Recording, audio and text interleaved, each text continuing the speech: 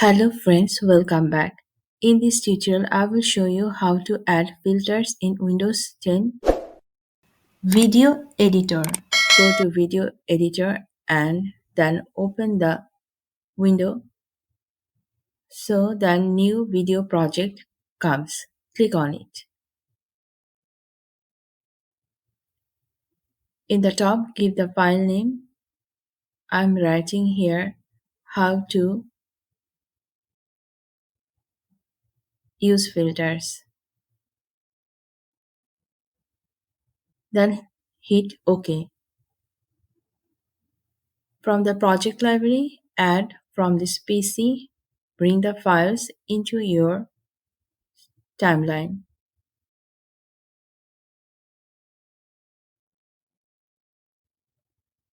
Bring the files into your project library. Then drag the files into storyboard. Then select the files and from the top choose the filters. So there are so many options pop up. There is a original, classic, adventure, pearl, inky, pixel, acro, so many options here.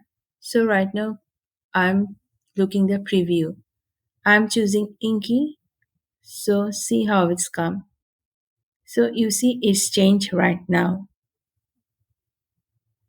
I'm choosing another options so I can show you two filters here.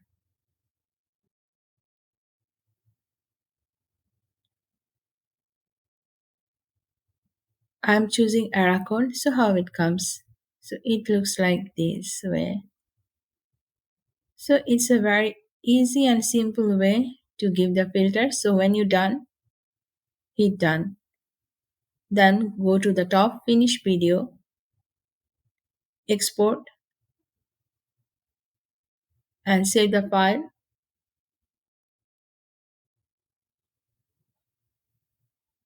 into your desired location. So let's see how it looks like. So if you like this video content, please like, share and subscribe to my channel. Thanks for watching.